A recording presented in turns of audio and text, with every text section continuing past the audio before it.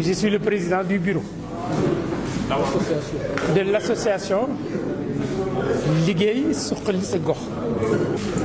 L'objectif de la rencontre, évidemment, c'était pour mettre en place l'association parce qu'il s'agit d'une assemblée générale constitutive. C'est notre première assemblée générale. Depuis quelques mois, nous étions en train de mûrir des idées pour voir comment nous allons contribuer à notre manière au développement à la base dans notre territoire. Et nous avons retenu un nom d'une association, l'association Liggéey Suqali Sa Gox. Un nom qui en fait décline nos objectifs et nos ambitions. Nous entendons aider à la base dans nos différents terroirs, mais nous entendons le faire par le biais du travail et de la solidarité. Donc nous venons juste de mettre en place cette association. Nous allons mettre sur pied différentes commissions qui vont œuvrer pour des besoins spécifiques des populations. Et le bureau va coordonner tout ça pour vraiment contribuer à la satisfaction des besoins des populations à la base. Non, on ne peut pas, monsieur, mettre des politiques d'industrialisation. Les politiques d'industrialisation, c'est l'État. Nous contribuons à prolonger et à faciliter l'action de l'État en allant vers les populations. Donc ce que nous pouvons, c'est aider dans le cadre de la solidarité. Nous pouvons faire des mini-projets. Par exemple, dans un village où il manque d'eau, installer un petit forage ou un puits. Dans certaines couches de la population, notamment les jeunes, où la question de l'emploi se pose avec acuité, nous pouvons d'abord aider à une formation professionnelle, puisque nous sommes tous des formations des professionnels, mais aussi aider à les aiguillonner sur des pistes pour pouvoir trouver un emploi. Mais il y a des choses qui relèvent de l'État et ces politiques publiques-là relèvent de l'État et non d'une association. Quel message vous lancez à l'endroit des émigrés? À l'endroit des émigrés, si nous réussissons nos ambitions, cela voudra dire que nous allons avoir partout dans notre terroir des projets qui marchent et que ces immigrés vont revenir travailler au niveau de ces projets au lieu de prendre la... On est contre l'immigration clandestine. Vous savez, là, il y a un double problème. C'est vrai que devant le néant, on prend toujours le risque. Mais quand même, nous sommes un pays religieux où les gens doivent aussi avoir la foi. Ne pas avoir un emploi ne doit pas vous pousser à prendre certains risques. Maintenant, il faut être réaliste, c'est des problèmes qui sont là, nous les prenons en compte, nous les comprenons parfaitement, mais nous devons œuvrer pour que ça cesse. Je pense que l'avenir du monde, c'est dans notre continent. Maintenant, avoir les ressources ne suffisent pas. Il faut avoir les ressources, avoir aussi les moyens pour développer ces ressources et créer un environnement qui attire les gens. Je pense que dans 100 ans, peut-être que ce sera la ruée vers l'Afrique et non le contraire. Man maa ngi tudd Moustapha Niang, man maay président du conseil d'administration Liggéey Suqali Sa Gox. Liggéey Suqali Sa Gox nag moom tey lan ko teg bi nga ko yàggee liggéey yàgg na war na mat juróom-benn weer ci ginnaaw danoo seet ne xëy na fii ci Louga ak ci Sénégal am na loo xam ne mënoon ko def ngir jàppale ñii jiite réew mi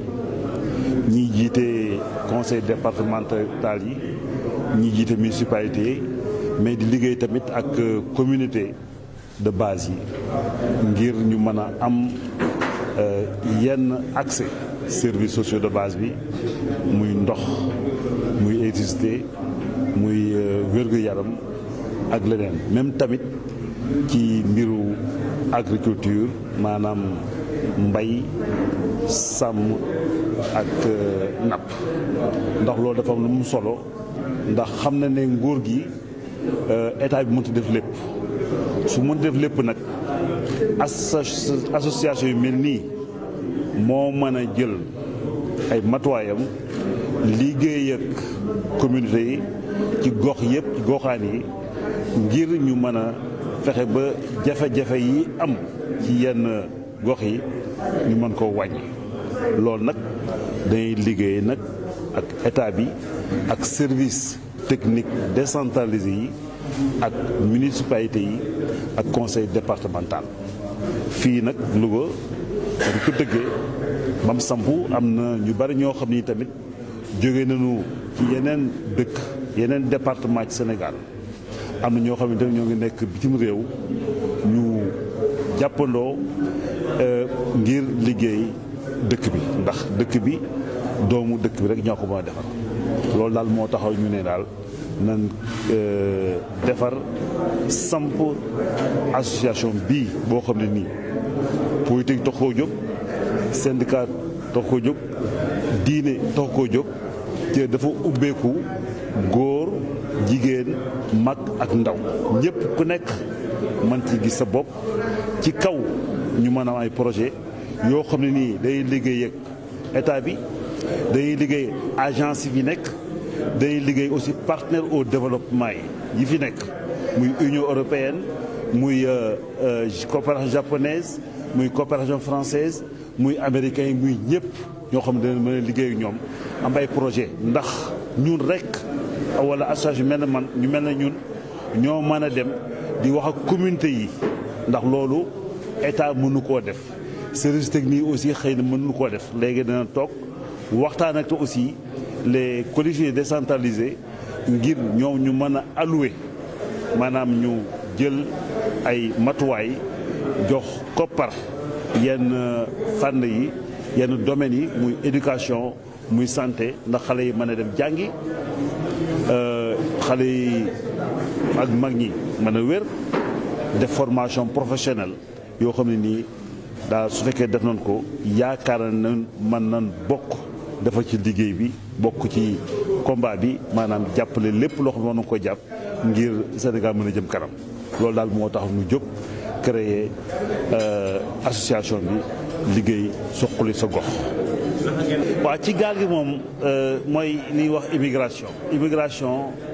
ni ko tubaab di waxee mooy c'est irréversible nit ñi il faut ñuy dem di ñëw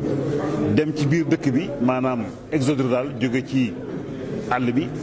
dem ci capital bi wala jóge fii dem bitim réew loolu nag moom day liggéey ak ñoo xam ne nii ñoom ñooy def seen politique publique ñu fexe ba loolu waa dëkk bi ñi nekk ci àll bi duñ am benn loraange ndax tamit jël gaal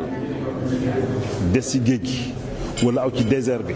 yow doo xam foofu la koy fekk ci yàlla xam na ne fii àdduna bi mën nañ am fii liggéey suturul wante kooku nag dañuy liggéey ak état bi liggéey ak yeneen collectivités territoriales yi ndax xale yi mën a am liggéey mooy leex formation professionnelle loolu daal moom dana jéem a liggéey ak ñoo xam ni war na am ci seen fànn bopp ñu mën a liggéey ñoom ba loolu mën a wàññeeku ba loolu du mën a lor famille yi nekk fii yoo xam ne nii dañuy am seeni doom des ci désert bi wala des ci géej gi loolu moom lu am solo la. diaspora bi loolu lu am solo la ndax foo mënti dem ci Sénégal ku nekk am nga xam ne ni mu ngi nekk ci diaspora bi loolu lu am solo la ndax ñoom fi nekk mën nañ jéem a def mobilisation de fonds ñu liggéey ak ñoom ndax su fekkee ne dañ ne diaspora bi li ñuy indi ci Sénégal moo ëpp li ñuy aide plus au développement maanaam li ñuy jot ci bitim réew lépp ñi nekk ci diaspora bi loolu mën nañ capter xaalis boobu jéeme fexe ba am ay projets yoo xam ne nii ñi nekk ci gox goxaan ni mën nañ ci am dara yëg ko ci maanaam ci affaire wér-gu-yaram ci affaire njàng ñi nekk ci daara yi aussi ñu mën a améliorer daara yi ñu mën a aussi améliorer yoo xam ne nii ci affaire mbay la ak leneen ak leneen ndax diaspora bi tamit loolu am solo ndax bi ñuy def conférence bi sax bi ñuy def assemblée générale bi ñu bari ci diaspora bi ñoo ngi nekkoon en ligne di joxe seen xalaat lii la war a def lii la war a def loolu tamit ñoom bokk nañ ci tamit ñoo xam ne bokk na ci dana leen fexe ba indi ay yeneen di jéego ñu gën cee bokk.